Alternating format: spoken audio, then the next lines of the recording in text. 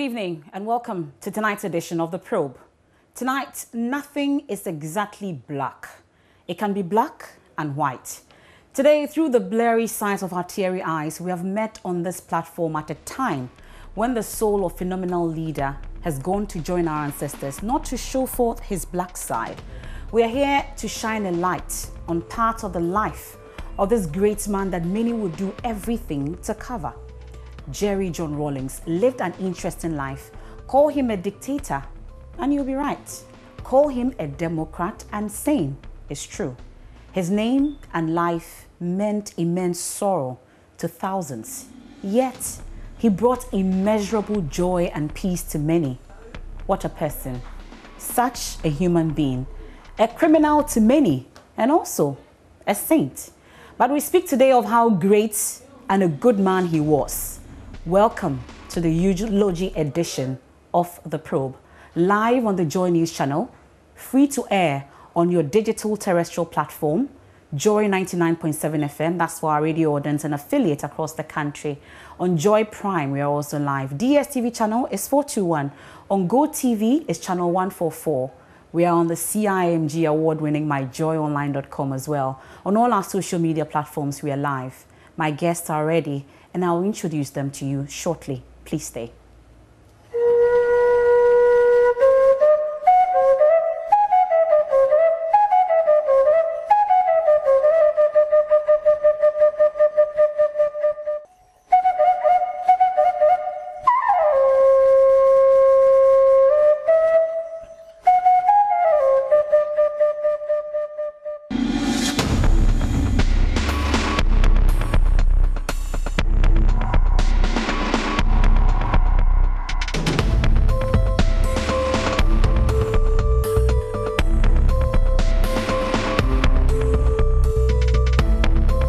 Welcome back. I am Emefa Pao, and tonight I told you is the eulogy edition of The Probe. And my guests tonight, joining me via phone, is Nana Oye Mansayeboa. She's a Dopia Hene of Ikuapem. She served in various capacities under the PNDC, from Special Assistant to the Secretary of Finance Budget, Deputy Secretary for Finance, Deputy Secretary for Fuel and Power, and also a one-time Deputy Governor of the Bank of Ghana. She was also an ambassador to Belgium and Luxembourg and head of mission to the EU. I also have tonight Professor A.C. Sutherland Addy. She also served as Deputy Secretary for Culture and Tourism and also Higher Education. Mrs. Emma Mitchell served as the Minister of Trade, at some point also Minister of Transport and Commerce, and also a member of Council of State at some point. Dr. Joyce Rosalind Ayi was the Secretary of Information, Education, Local Government, and also a member of the National Defense Council. Unfortunately, tonight we are told that she's been involved in something that beyond her control. She's unable to join us tonight. But at some point, if anything changes, we'll let you know. And I must also inform you that the NDC is holding a vigil at Circle here in Accra. As and when we ought to do that, we will take you live to the event grounds to hear more. But let me welcome my guests for tonight. Welcome, ladies, and thank you very much for joining us here on The Probe tonight. For having us. Thank you. Thank you. So Professor A.C. Sutherland and Mrs. Emma Mitchell are joining us via Zoom, and then Nana Oye Mansayeboa, the Dopia Hene of Ikuapem, will join us via phone. So let me check if she's joined us on the line. Welcome, Nana.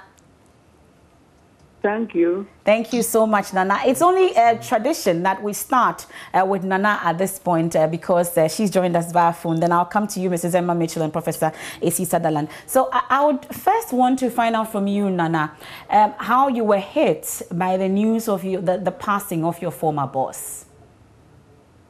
Of course, I refuse to believe it. The person who called me was sorry, I'm sure.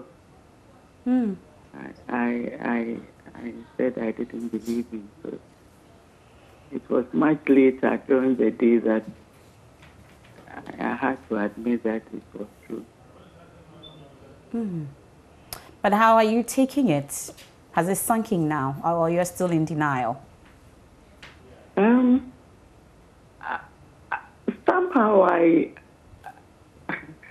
believe that maybe it's the way that we are all going, so this is it. But it was so sudden, so soon after the funeral of the mother and so on. But I believe, as I said, that's the way we are programmed to go. So we pray that it's so. Rest in peace. Well, I'm dying to hear some of your fondest memories. We'll get into it shortly, but let me bring in Professor Esita Dalandadi. I was asking Nana about how she was hit with the news. How about you? Was it any different? Well, I was on a Zoom meeting, so I just turned away and looked at my phone because it was ringing, and somebody was asking me if I had heard about this, and I just didn't understand what the person was trying to say. So I said I would check, but I was numbed by it, and then I got all these calls, and I couldn't sort of pretend that this wasn't happening. So I had a very weird day, just kind of hit. I couldn't really concentrate on anything else that I was doing the rest of the day. So it was a really terrible day for me. How about you, Mrs. Emma Mitchell? I know you're all the way in the USA, and how did that news get to you? I got a call for one of my sons early Thursday morning. In fact, I was still in bed. And he asked, Mom, have you checked have you been on the internet? I said, no. So he gave me the sad news. I couldn't believe it. So I called another son who is very close to the late president. And the time I called him, he was at the Rich residence and confirmed that this is what has happened. So you can imagine how I felt. Because I had seen him on television during the funeral of his mother. And I couldn't believe, I didn't know he was ill or anything, and couldn't believe that he would pass away soon afterwards. It is still a shock to me, but it's a reality.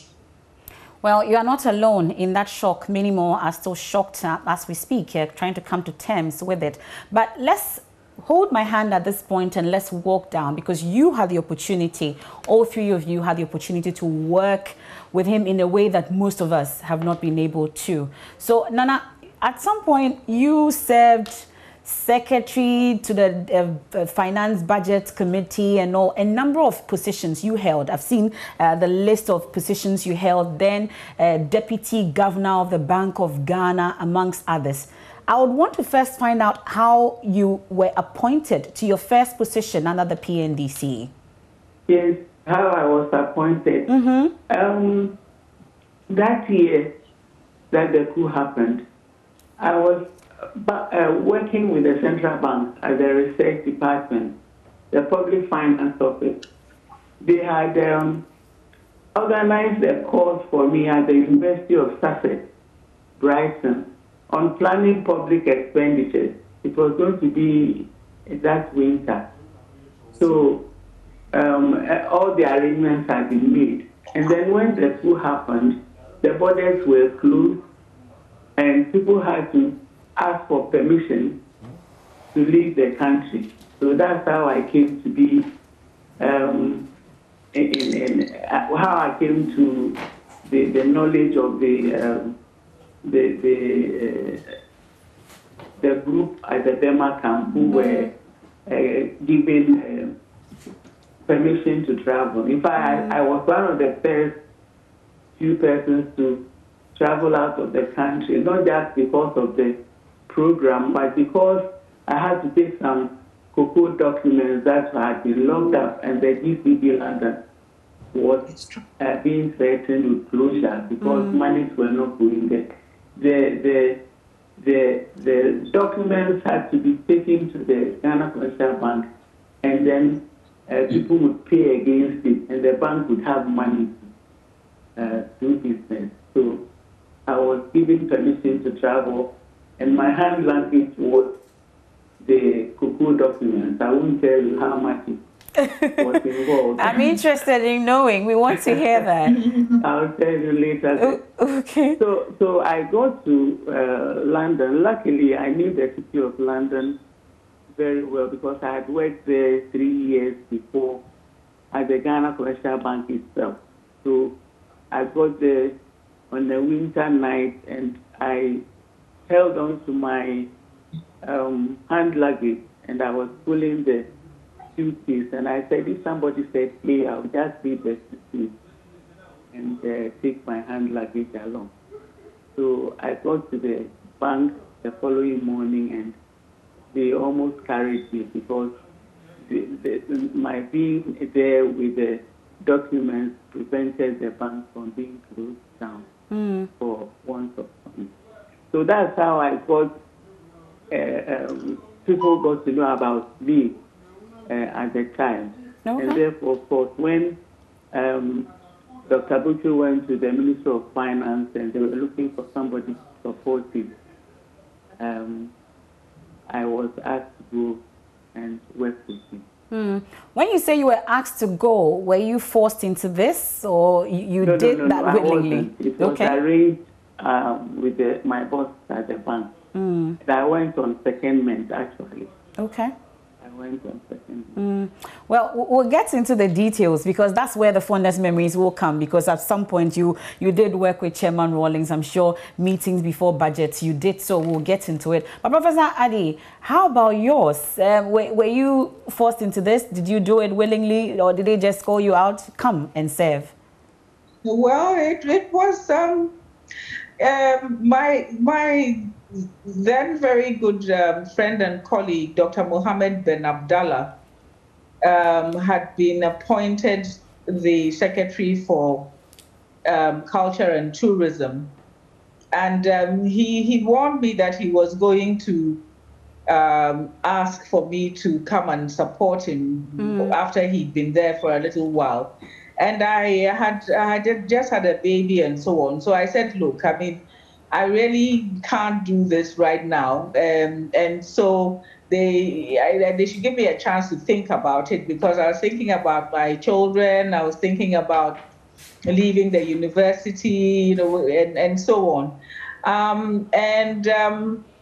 After a while, I was told that Chairman Rawlings, as he was known at that time, was getting impatient, and who was this woman who, you know, kept giving excuses and so on. So Dr. Abdallah warned me that one of these days I was going to hear my name on the radio. And one evening, that's what happened. And so then I realized, look, I mean, this is it. I was going to have to go and do this job. So that's how it happened. I mean, it was a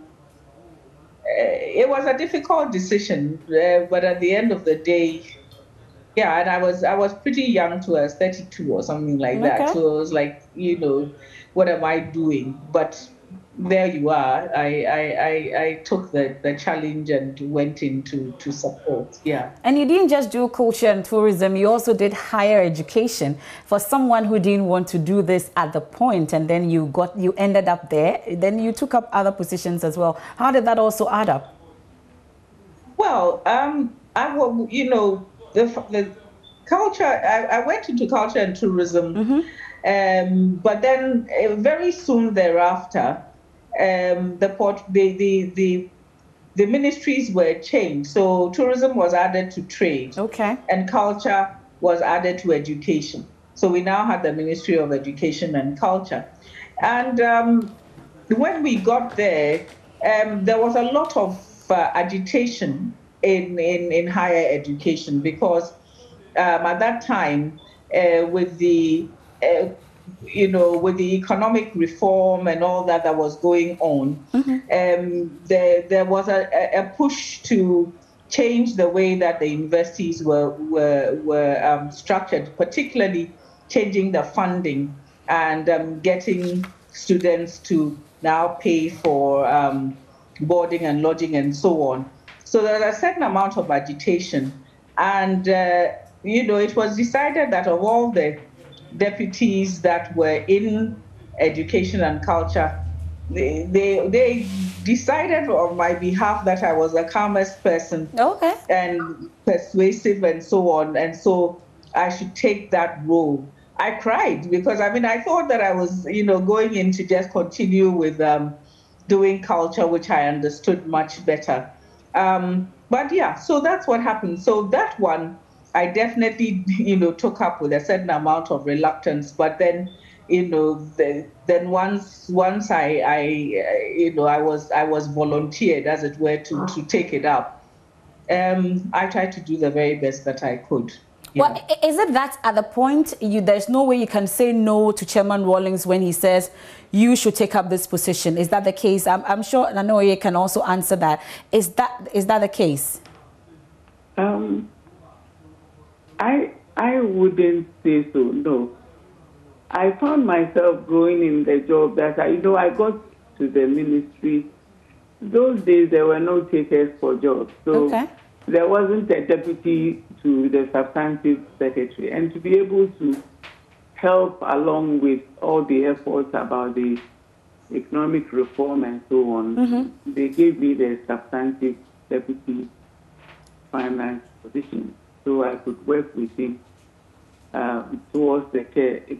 Well, we called him the chairman then. Okay. So we'll go to those meetings at the castle and so on and so forth and discuss all the issues. So I didn't see it as being forced to do anything at the time because, we in our time had a lot of fanciful support at the university, for example. You had people serving you and being served tea and all sorts of things. So if you were in a position because of what you have acquired, the knowledge you have acquired to serve your country, that's how I took it, that this was also payback time to the nation. So Okay. I didn't think, of course, what I was particular about was because I had planned my life around working at the central bank, I was careful not to get out of it, before I could see what my future was. So I was very jealous of being on secondment from the central bank that time. Well, for you, Mrs. Emma Mitchell, I would say among the three, you are the last born because you served in the civilian rule under former President Jerry John Rawlings. How was yours? Did you have to believe in the ideals of the NDC to get that appointment?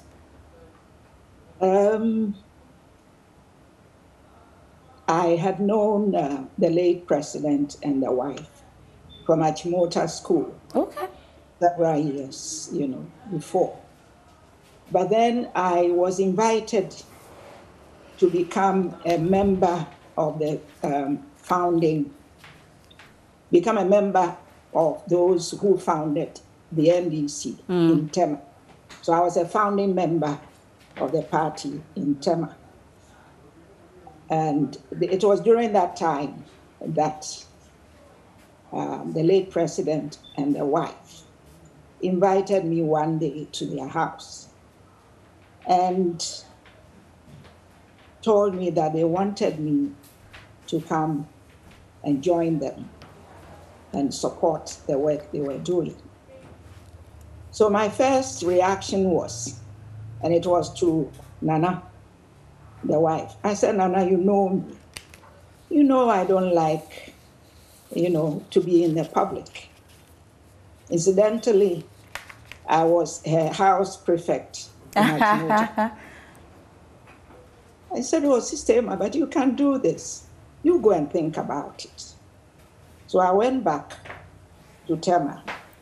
And because I was already in the party, because I knew the two of them very well, and I believed that Rawlings really cared about the people, I decided, well, whatever they thought I could do to serve the country, I will accept it.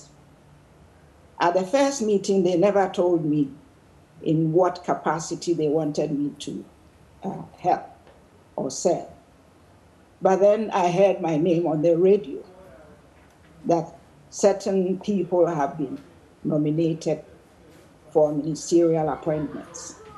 And I heard my name, and I remember I jumped from my seat and went to the other side of the room and sat on a couch. And then I realized that there will be telephone calls coming. So I told my husband, please, when anybody calls, tell them I have left for my parents' house, because I didn't know how I was going to react. So I must say that is how I was first nominated. First, I was nominated for the position of Transport and Communications because I had some experience in shipping. I was running a shipping company. Then later on, after going through the vetting, the day we were to be sworn in, my portfolio was changed to trade and industry. So that is how come I came to work with him. Okay. Well, with the appointments cleared out of the way for young ladies, I would now want us to delve into the issue of whether I am right to say that it appears that Chairman Rawlings put together expertise instead of whether your family, you're a friend or party affiliation, or at the time, if you believed in the revolution or whatever it is. Is that the case? Am I right? I'm sure any of you can do that. Professor Issy Sutherland, would that be the case? Because looking at your appointment, for Madam Emma Mitchell, she was a founding member of the NDC. That's how come she got the appointment. But for the two of you, you had no party affiliation. You didn't believe in the revolution. I don't know if you did believe in the revolution. I think I would say that I found that the ideals that the revolution stood for were ideals that I could live with. Okay. They were, the ideals of probity, accountability, the ideals of social justice. And a lot of my friends and colleagues were actually part of the, if you like, the intellectual and ideological backbone of the revolution. So I was actually keeping up with it. But I would want to say that there was a formidable team that was put together. And I felt very much that I was working alongside people who both believed in these ideals, but also had expertise and dedication to the various sectors that I happened to work in. And so it was, I mean, it was a really formidable team of people with technical know-how or specializations and so on, that whose judgment you could trust, and who were very much dedicated to doing the hard work that it took to put the foundation stones in place to change the way that things were run in the country. How about for you, Nana? Yes. Would that be an accurate? The team that was put together from all angles, engineers, lawyers, name it. A huge meeting would take place, and the chairman will be sitting there, and everybody will have to chip in. If you didn't have anything to say, then don't attend the meeting. So everybody would bring up an issue and discuss, and the topic is being, if it's a problem, is being solved. If it's a policy that is to be adopted, is being analyzed and debated. And so he will turn to somebody and say, did you hear him? Did you hear her? He will be listening. And everybody will be talking, and then he will take from the meeting whatever he wanted to take. He had a team of professionals put together that he would then moderate to get to the point that he wanted to get to. Is it that he was on top of every issue and in every sector? No, not at all. Okay. Indeed, he took whatever issues he wanted to find out to the group, and then said he would ask his questions and people would, chip in and say, this is what I think, and this is what we should do, and if you contradicted somebody, then he would be like, did you hear her? I heard her say this. Did you hear her? What do you say to that? So that then the meeting will be going on for hours, sometimes on end. And after taking out what he wanted from the meeting, then we would go. So that's how I think he really put together a team where we would be discussing with each other, give and take. And so, and of course, if you were there, you had to come up with your own idea, tell them what you thought, and if somebody debated you, you'll be listening and trying to make out what he had to take from what was going on. I found that very, very interesting, the way he was able to moderate meetings to come to a specific decision. You ought to always be on your toes. So that's how it worked under the PNDC. Madam Emma Mitchell, was it any different during the NDC regime? Did he still adopt that kind of leadership approach? Was it different when you go into meetings as ministers? Yes, there wasn't any difference. In fact, that was one remarkable style that I found he had. He would listen to everyone. He didn't profess that he knew it all. And he will listen to everybody. He will listen to, any opinion, any advice. And then in the end, he will come out with his own opinion. But he never forced his opinion on anyone. It was very, very remarkable of him because he brought together, like was said earlier, people with a lot of expertise, people who were very smart in their areas. And he will sit and listen to everybody speak before he will form his opinion and ask questions. So he never changed his style. He believed in consensus building. Well, I'm interested. For Professor S.C. Sutherland and then Nanoye, were you in that meeting that day when we are told about what happened with his vice president, Koy Nkensenaka? I don't know if it was you, Emma Mitchell. Which one of you? No. None of you recall. Okay. No. Okay. No. Okay. I by that time that was later. That was left. Emma. Okay. Yeah. Okay. Well, how about you, Emma Mitchell? Were you there? It was during the time I was there. But I believe certain issues can only be read in memoirs. So I wouldn't want to comment on that. Great. Well, we would want to respect that, but is it a true account of what we're hearing out there? I haven't heard what you are hearing. I haven't heard what you are hearing. I'm far away here. Far away. Okay. But I can guess, people come up with so many versions of what would have happened. But you go into government, you go into cabinet, you take an oath.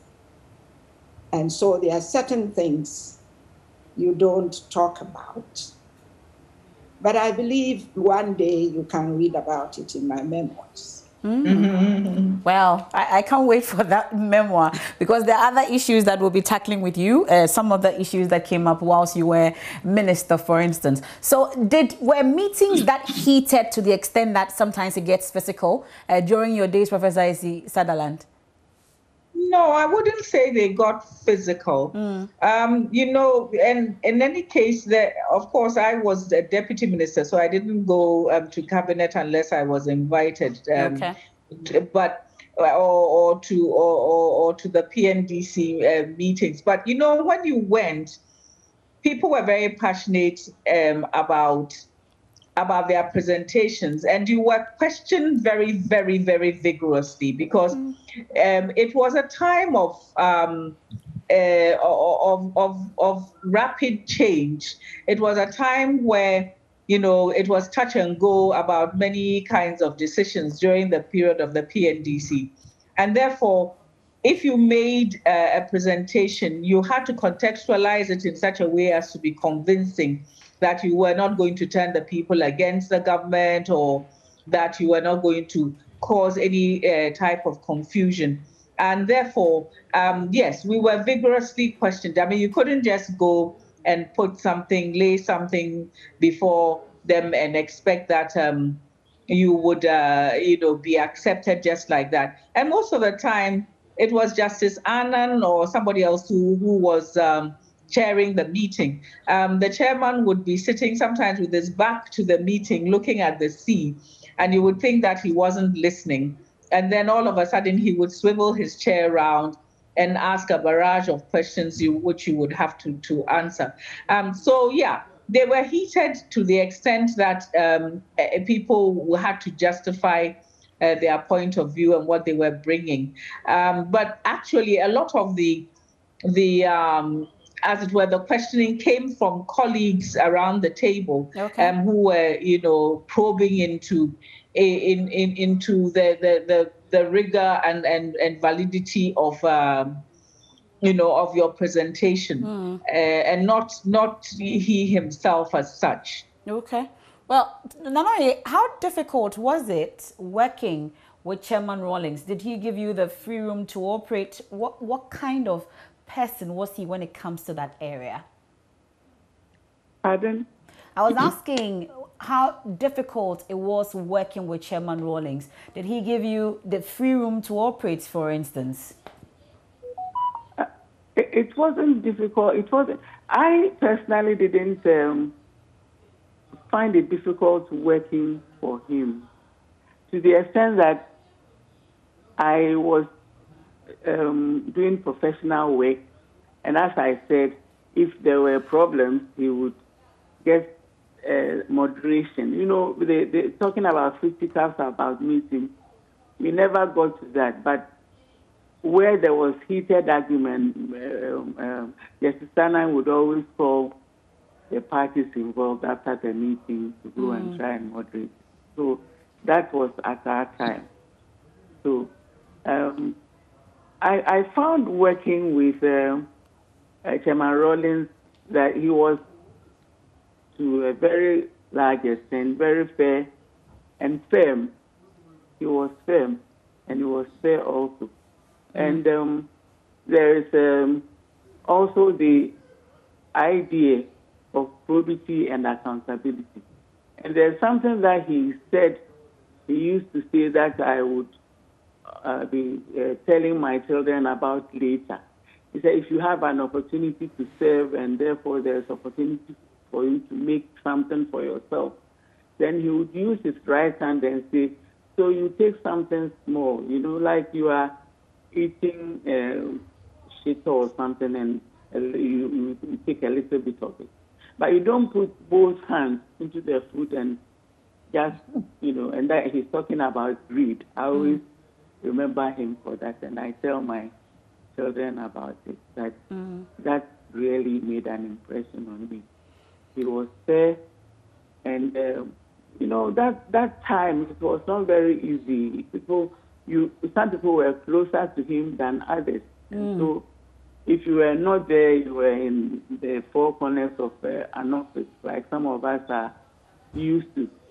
You may not come out and meet him, and maybe, but whenever he heard anything about you, he would make sure he would ask you personally or send somebody to ask you. He never would take something from a third party against you. Okay.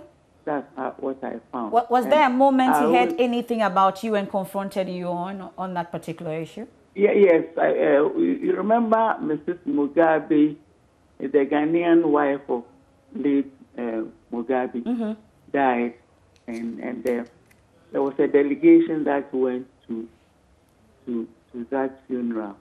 I was then at the bank, and as always, busy and in there, you will not come to public things for many, many months.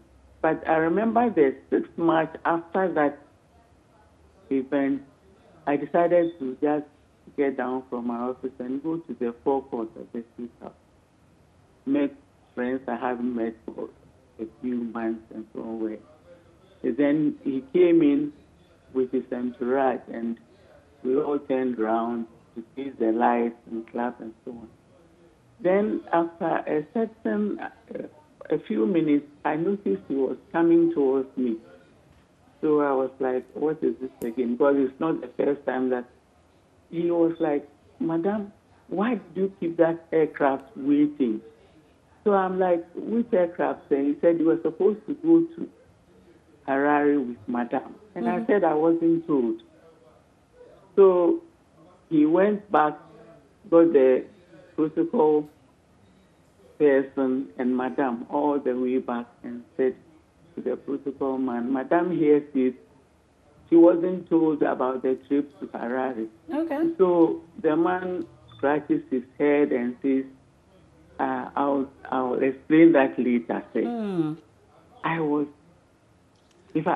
so surprised. I even left early and went home because I couldn't even believe how anything like that could happen. But that was the kind of person that he was.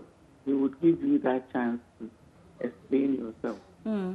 So, having said that, there was also two things which happened when I was ambassador, and to show his fairness and his firmness, he visited Brussels on an issue, and having done all the European discussions all the way to the Belgian Prime Minister, we had to get the ACP, the African Caribbean Pacific Country Envoy, to come round to this reception for him. We all came. It was a very nice evening.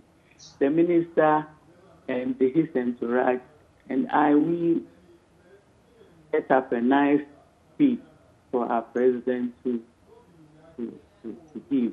And so he gave the speech, and as the applause went up, I started going towards where he was standing. So he turns to me and says, my envoy here is a chief. So he pleases himself. He's daring me to add anything to what I have said. And of course, everybody laughed, and we ended nicely. But then there was the EU-Africa summit in Egypt later on. And I had to, when I got there, the minister said, look, you have been asked not to come anywhere near his speech. So better stay away. And I did just that. And of course, the gathering had an earful, I can assure you. So that was the man for you, Interesting.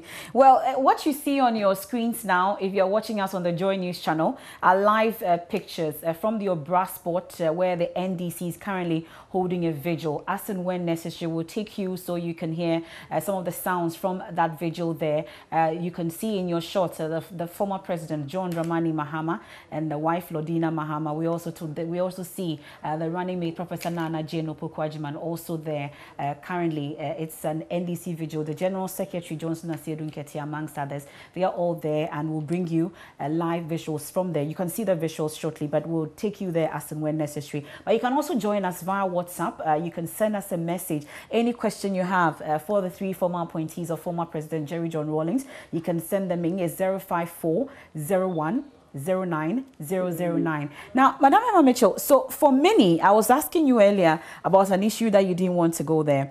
For many, the former President Jerry John Rawlings has been described as a dictator. Some say he's a very hostile man. Some say he's even the devil himself at some point, some have said. But is it that as females, because I've heard that all of you say that, yeah, it was okay working with him, you didn't have any hostile encounter at any point in time. But is it that he was not hostile to any of you because you're female? Well, he wasn't hostile to me.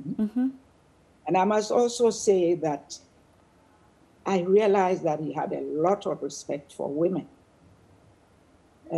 Quite recently, listening to the biography of his late mother and his own biography and the love for his wife, I realized that he has this special respect towards women. So I cannot say that he was any violent with me. In fact, he gave me a lot of support. I had a very good working relationship with him. There are several instances where I went to him and he gave me his full support during my work. I remember there was one instance when I took over the new ministry. My ministry decided to break the monopoly that a certain foreign company had on an aspect of our foreign imports, our import trade.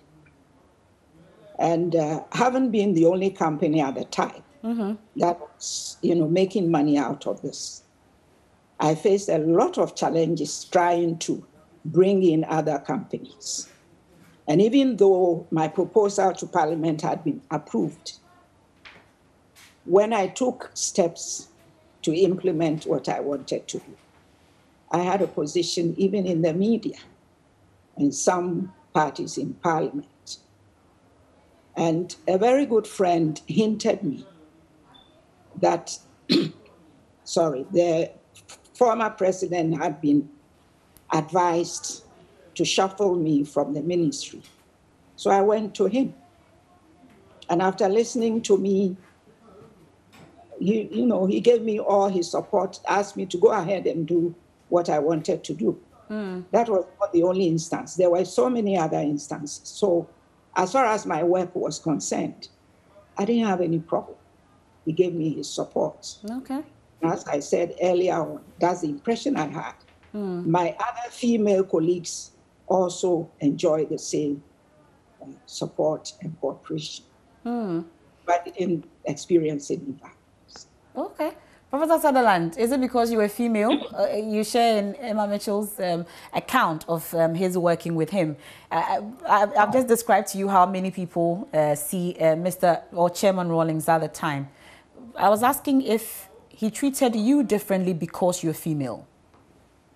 Well, let me just say that, when you're a deputy, you don't necessarily work directly to him all the time. Okay. But I recall a number of instances. For example, he was told that I was preventing the distribution of a large number of books that had been donated to the ministry for the schools.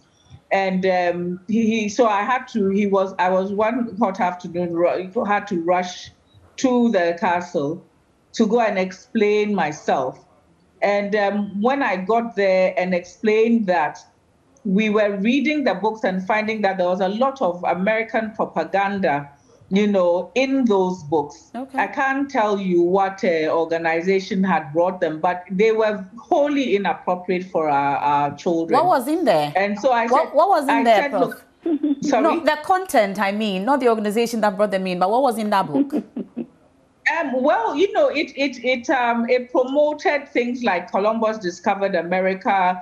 It promoted, white America in a certain way that made America look like it was the best country in the world, et cetera, which is, it's their right to do that. But it did not depict the multicultural nature of the country and so on and so forth.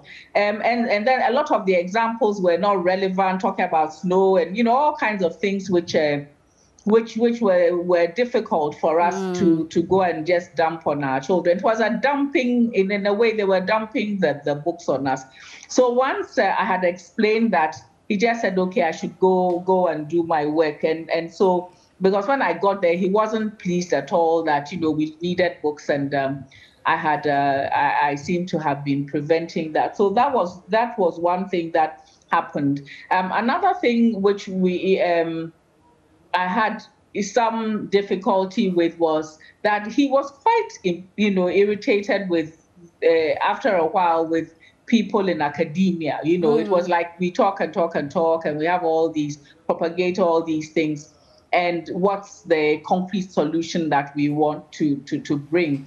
And so sometimes when I advise that we should go easy on the students, or that we should let them talk things through, because once you've done that, you'll be able to get them on side. He was a little impatient, but it had nothing to do with me being a woman or not. It had to do with the fact that I took this approach, which was maybe not as I mean, I didn't believe that we could succeed if we went the way that some people sometimes wanted, which was to just walk over them and try to implement policies. So that was another area in which we had a bit of issues. Okay. And then I remember that Dr. Mohammed Abdallah and myself, one day, we just weren't pleased with the way that sometimes people were suddenly, you'd find that somebody had been rotated out of a ministry or so. And we had a chief director whom we were working with. She was out and out civil servant, but she was really learning about culture and tourism. And all of a sudden, they wanted to remove her, and they hadn't told us. So we wrote resignation letters and walked up to his office to try and go and resign. And he just looked at us and said we should take those letters away, that he wasn't going to accept them, So those are some of the experiences. But what reasons were they given for just moving people around at a time? But that was precisely our problem. We wanted to know why they wanted to remove her. We felt that we could work with her. We felt that she was learning. We felt that she had a lot of sterling qualities, and that we could help her to come along with these ideals. Mrs. Wood, to me, that was the lady, so that was a very interesting situation, because both Dr. Abdallah and I felt that we couldn't work in that kind of situation, and so we went up there, and of course, I mean, people kept saying that you people are not politicians, which I heard a lot, but I think he appreciated us as we were, Well, so Nana, do I get the impression that everything was just rosy, like everything was fine, or is it that we don't want to speak ill of the dead? You are a chief, Dopiahene of Ikuapem. Is that the sense we are getting, listening to all three of you? When you say everything was rosy, are you talking about the politics? I at the time that he was thinking of going civilian, when the politics started. He came to this draft festival at Buri, and I and my late sister were there, and he was like this to the chief. There are two sisters here from your town who have served in my government all these years. I don't know which one is the elder, but with the one who is older than the other come forward. So I sensed, my mind was like, this is about politics. And I had a highly political father. And so I just hated politics. I decided I'll go principal. And therefore, I didn't like politics. He used to say what you say and what you do depends on circumstance. And he's all over the place. So I was not going into politics. Indeed, it was one of the main reasons I took the two, because Constitution said, mainline politics and so on. So as far as that was concerned, I didn't have a problem. I was doing my professional work. And at a certain point, when I had a personal problem, my children had medical problems and so on, I asked to go back to the Bank of Ghana so that I could take care of them, I was then moving from Minister of Finance to Bank of Ghana back, but he said, no, can you go and join Ato Ahoy, do some work there before you get back to the bank? And he asked them to give support to my children. I thank him very much for that. And so I went, before going back to the bank, I went to the Ministry of Fuel and Power, worked with Ato Ahoy on all the projects and setting up the energy board and so on. So I don't think that I would say it was a gender issue. In my case, unfortunately, I don't take that as an issue first and foremost. I found him to be fair in his dealings. Look, when he was going to appoint a governor at the bank, and I was deputy governor, I was at a meeting at the conference center. The governor had traveled, so I think that was the time they were doing the VAT issue. So we were there discussing. Then somebody came and said, Ato Dazi wanted to see me. So I got up, and as soon as I got up, Vida was there, so I could see she was a bit, because she was having political issues at the time. So I went to see Ato Dazi, and you know what he told me? He said,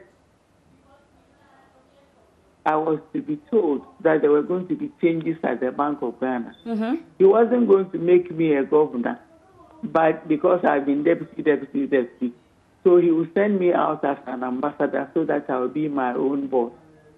I mean, how else do you? And I wasn't a personal friend. Let me say that I wasn't a personal friend. So I am bound to say that I did my work professionally, and maybe he took notice of that. So she was kind to that extent.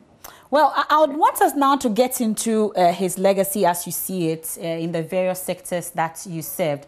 I'll start with Madam Emma Mitchell on this because she's the last, she did the civilian part. So in the area of trade and industry for you, what would you say is former President Jerry John Rawlings' legacy as you saw it when you served? Yes,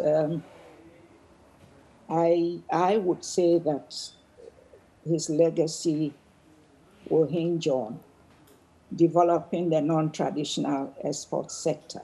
Okay. Because the main focus was on export-led economic growth.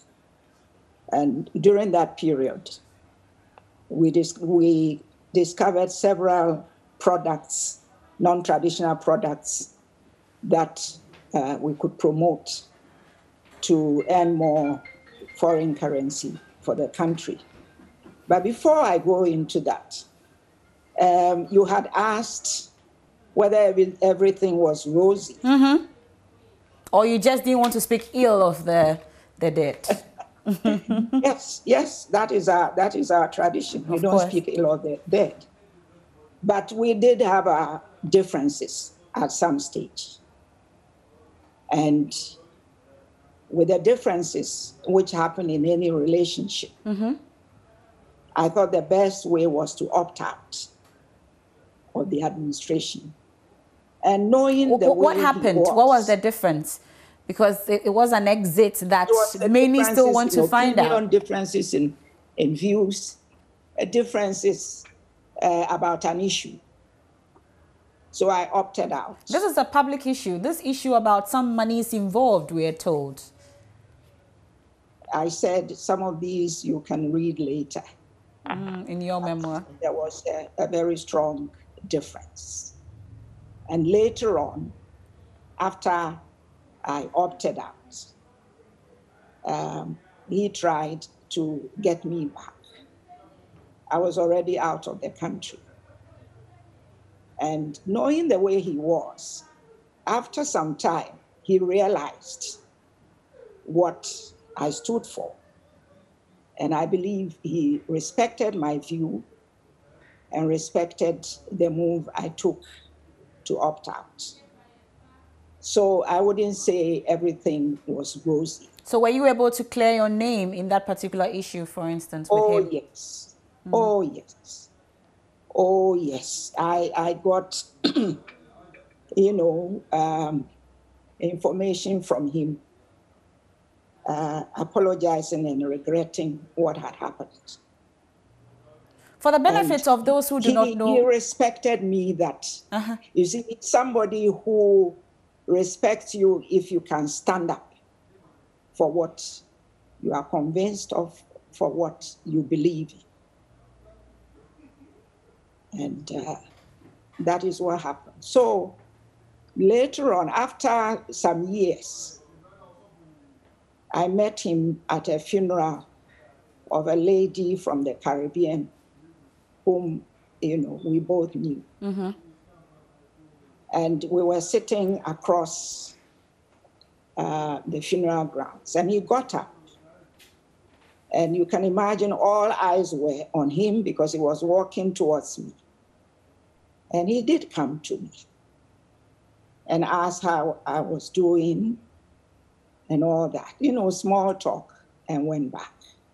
So I believed what I had heard, that he believed what I had said.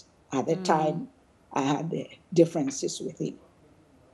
As I speak, one of my sons is very, very, very close to his family. And when my husband passed away, I invited him and invited the current president to the funeral, and they both attended. And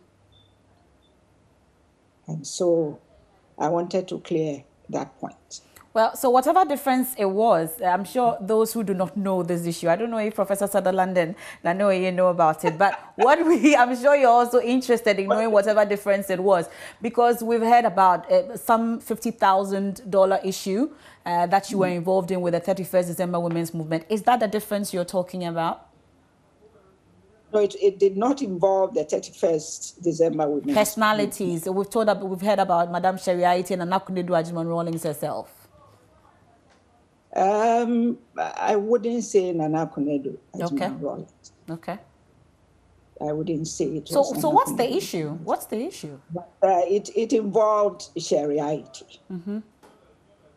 And it took me, I felt so bad and betrayed that I decided that if you don't have any shred of trust, then I am opting out. And that's what happened. So opting out of it? Not too long afterwards, I received a message from him that he found out the truth. Okay. The truth, which is you didn't take the money, or what the truth? What was the truth? I did not take any money. Okay. That the money was sent to where it was supposed to go. And he felt very bad for it because I decided to walk out of the government because of that shred of, mistrust. And he was the type, as I said, who will respect you if you can stand by your principles. And that is what happened. So you forgave each other, you would say? We forgave each other. And I remember meeting at that funeral was the opportunity he took to walk to me, come over to me to talk to me. How about Madame so, Sheriaite? sorry? How about Madame Sheriaite? Madame Sheriaite, I haven't had anything to do with her since then. Since then, Okay. because I was hurt. I was hurt. But the important thing was, let me say, my boss found out the truth, and it restored the trust that I knew he had in me. But only with So that, when you talk about the painful, okay, when you talk about the painful exit, was it out of just the government or from the party which you said you were a founding member of? Both, because I now decided I wasn't going to be involved in anything to do with politics. Okay. See, yeah. I felt very, very bad about it. I had worked assiduously, and I thought I had done my best, and I wasn't going to, continue to be where my reputation had been smeared by this. Well, thankfully, we are glad to hear that that's out of the way, and you and your boss forgave each other before his passing. But we'll get back to the legacy and the various sectors that you serve. You've talked about trade and industry. And Madam Mercy Sutherland, I'm sure you will talk about higher education. You're a deputy culture and tourism. What would you say the former president's legacy will be in that sector? Okay, so before I go there, I also want to make a point about, giving the impression that everything was rosy. Absolutely not. But from another angle, which was that, because of the excesses, so I came in 1986. 85, 86. And because of the legacies of excesses and so on, being in the sector of higher education and so on, you carried that. I mean, it was something which you had to live down all the time. You had to demonstrate that this was a government that was legitimately looking out for the interests of the people of Ghana, and that you were not necessarily, endorsing the excesses that had occurred. And that was a constant battle in the area of higher education. And also, this was a government that was feeling its way, trying to stand for its principles, and at the same time being buffeted by the neoliberal, World Bank and so on and so forth. And all of that meant that there was always, there was always the need for a lot of robust thinking and strategizing in order to be able to make sure that we were moving forward. So it was not an easy period at all to be in government. But the wonderful thing about it was that we had the opportunity to pioneer things, to start new things, to overhaul systems. And that was one of the things that we did in the area of higher education, where, we looked at the way that the system was run. And some of the new things, that the way that the universities look at themselves today are due to the university rationalization program that we started, and the tertiary education reform program. And I'm always I feel very humbled and proud that I had the opportunity to be part of a team that looked at the situation, strategized to change it, found money to start the new reforms, and was able to end. Most people end somewhere in the middle, but I had about 6 years to be able to be part of that, and I'm very humbled and proud to have been part of that.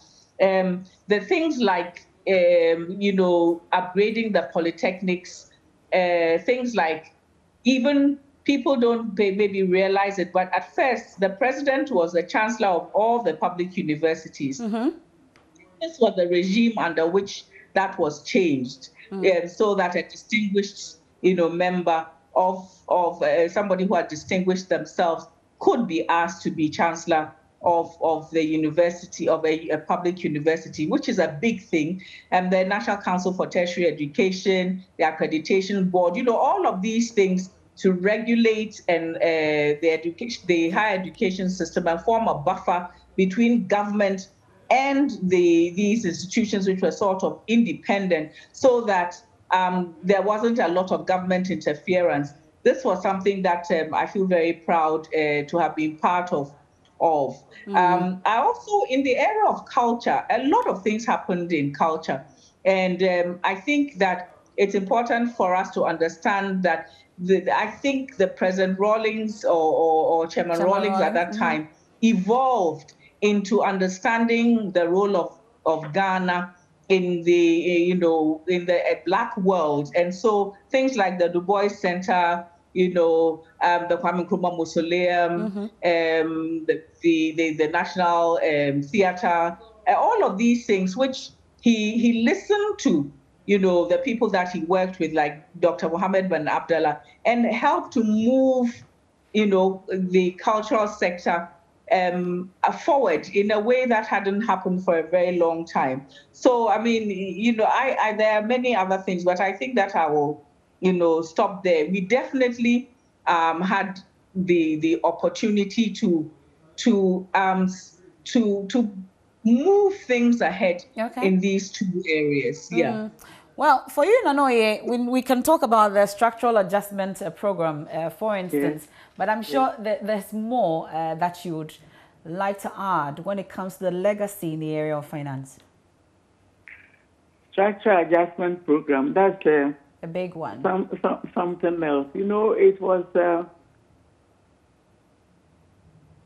a modernization of the Ghanaian economy, if you have to ask me.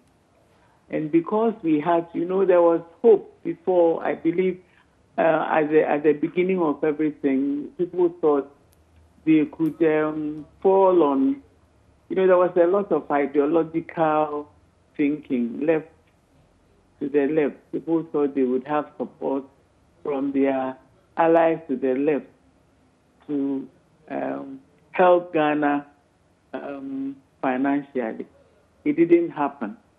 And our system was such that we were just taking out the printing machine and printing cash and inflating our economy. So when we had to do the structural adjustment, the Bretton Woods institution style, it wasn't easy.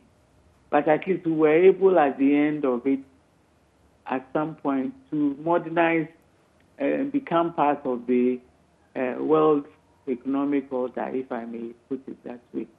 It was my disappointment is that we were not able to carry it through. For example, there's the state SOEs, for example, and all those industrial establishments in the system, which we were hoping we could privatize and get Ghanaians to run, didn't happen. And that, for example, is something that I always look back and I'm not happy with it. When I see all those factories and all things that I call assets dotted all over the country, but that wasn't his fault. He was working with people who would come and encourage him to do A, B, C, D, and we were hoping it would come to, it would yield best results.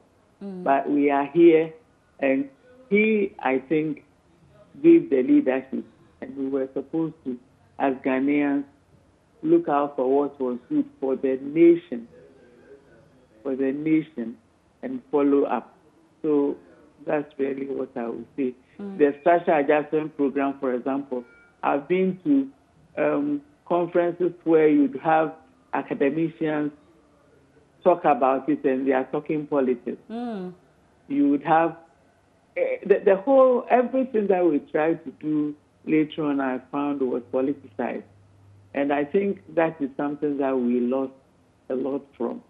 So it was just to get us on a path where we could get money from our exports because our exchange rate wasn't fixed.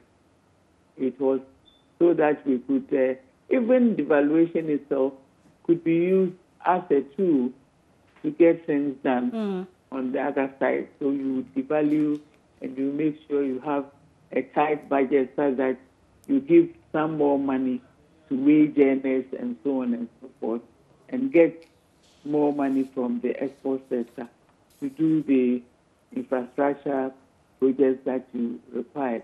Okay. But there again, there was so much tension and opposition from corners of some institutions that should have come along. I think that's what happened. So we are here, and I suppose that. But definitely, I had the opportunity to have worked with the institution that was thinking about Ghana as a country that we wanted to move forward.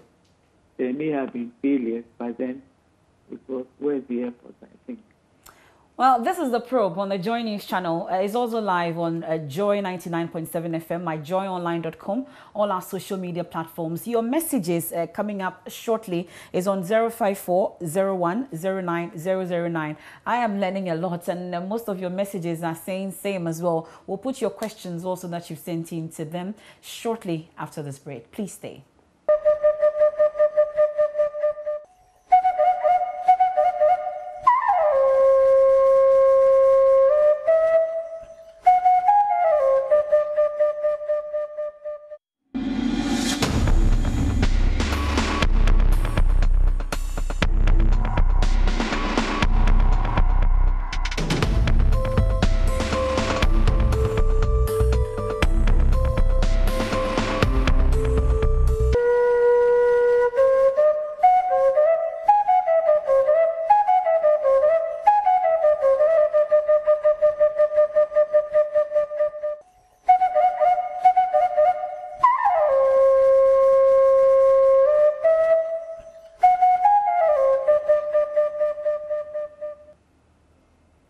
This is a special edition of The Probe here on the Joy News channel. Joy 99.7 FM is eulogy for the former president, Jerry John Rawlings. We're seeing it from the perspective of his former appointees.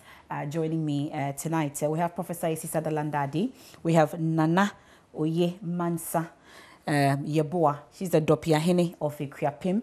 And then also we have Madame Emma Mitchell.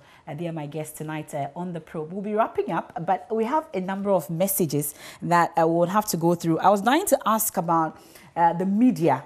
The Professor Chairman Rawlings's relationship with the media back then, because we had a culture of silence at some point in time. But unfortunately, Madame Joyce Ayi, who was in charge of information, was unable to join us tonight due to some circumstances beyond her control. I'll also take you to the Obra Sport after The Probe for live proceedings at the Obra Sport. We're told about the vigil in honor of the former President Jerry John Rawlings. But I'll wrap up The Probe tonight with my wonderful guest, then we can get into that. So I don't know if any of you would help me with this issue about the media and Chairman Rawlings's, seeming dislike for the media. Nanoye, I don't know if you're able to... May I ask you a question? Did the former president die at the cardio center? We're hearing is at the Kolebu Teaching Hospital. That's what we are told. But I don't know where. If it's specifically... Why do you ask, if I may ask? Because the cardio center was, you remember late Mrs. Grant, she really went all out to get that center built. And I remember it was the first time I heard about cities getting to 1 billion. the good professor was going to come from Germany to set it up, Yeah. and some Germans were coming to support it, and therefore we went all out to get it started out. And Okay. when I heard, I said it was a bit of an irony that that he built it in night there.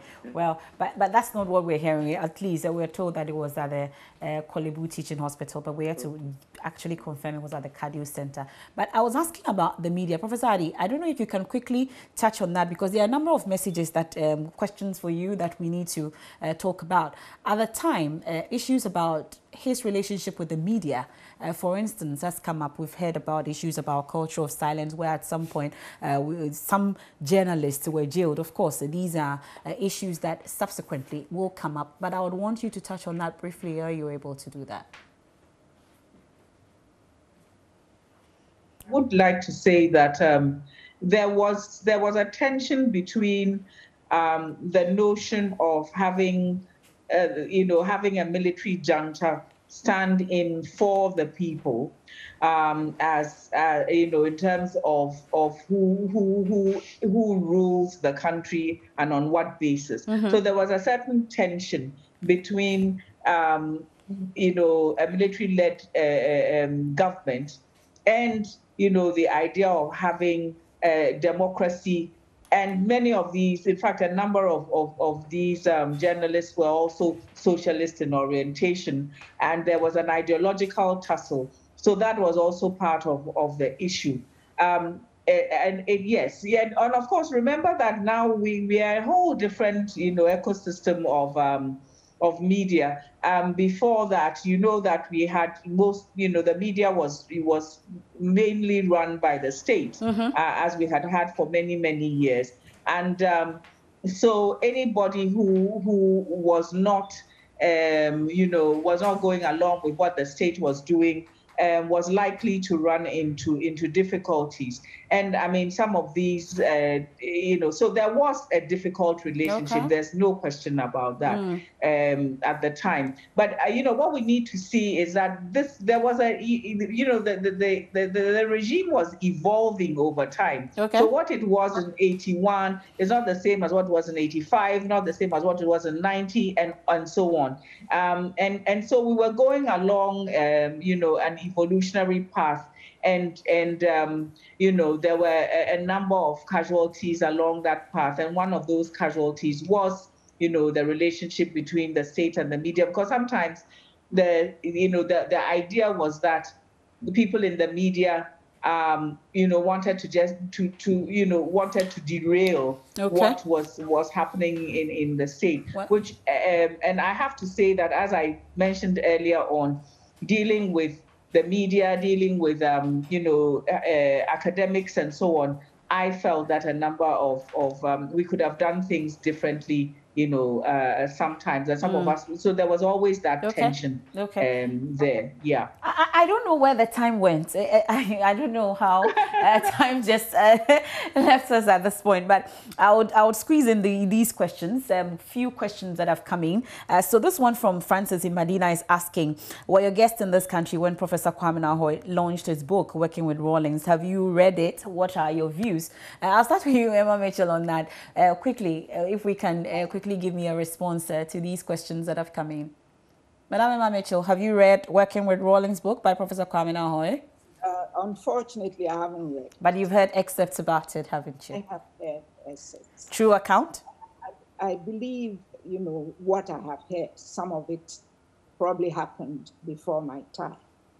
So I can't comment on that. Okay, so those who were there are also with us. Nanoe, have you read Working with Rawlings and from Professor Kwame Nkrumah? True account? I haven't. But I found myself asking why there were questions being raised, because the good professor could have asked those people involved to edit the book. If you mention somebody's name in your book, the least you can do would be to get that paragraph to them to edit and react. So, but I haven't read it. I listened to. But from what you heard, was it a true account? Pardon? From what you heard, excerpts, I'm sure you've heard excerpts. No. I wouldn't say so. I wouldn't. I don't have the information to be able to answer that question, please. Okay. Because I haven't read it, and it was a lot of discussions. So you wouldn't. The only question that I raised was if I mentioned somebody's name in a book, I would let them know. Okay. Well, Professor Ezzy.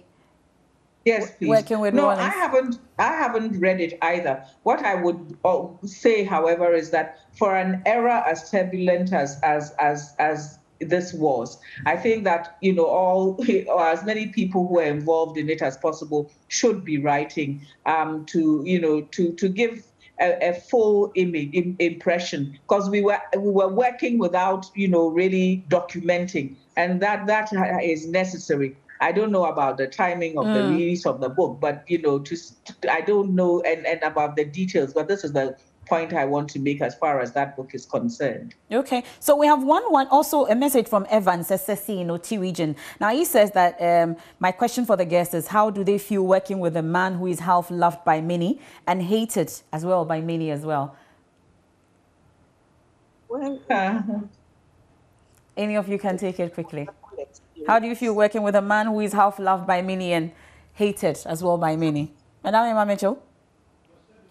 I must say it was an interesting experience. In life, after all, you come across different personalities, and you should be able to deal with the different personalities in different situations. And it teaches you a lot about life. That's what I would say.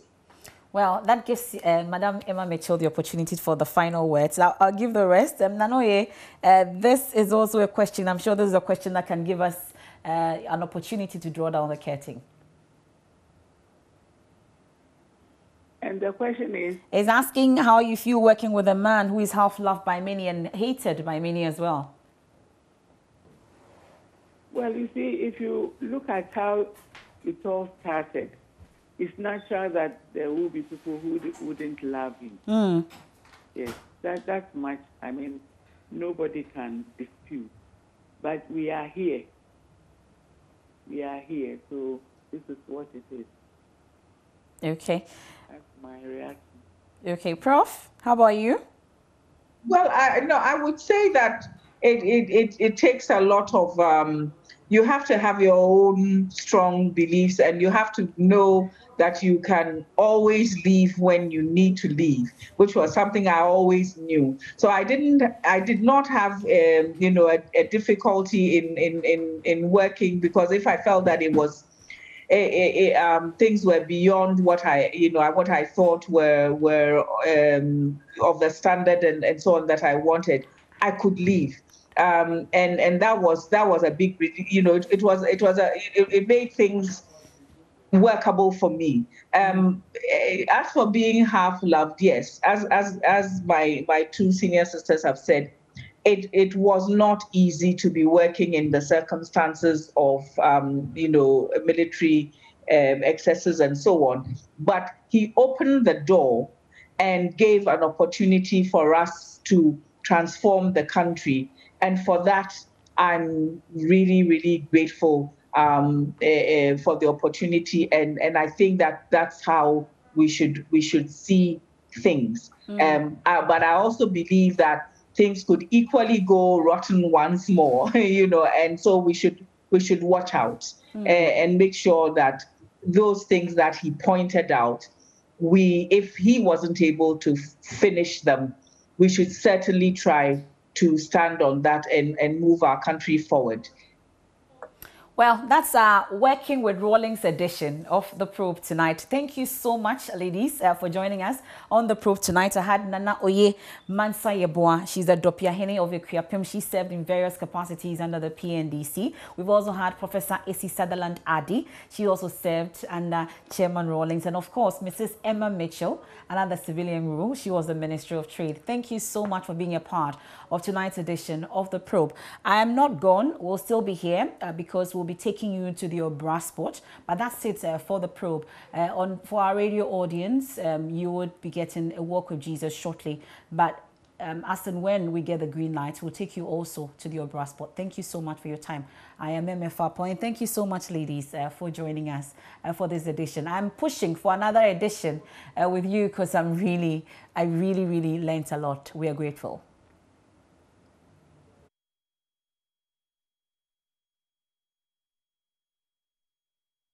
Bring you more from that visual organized by the NDC. I am MFA and that's the probe.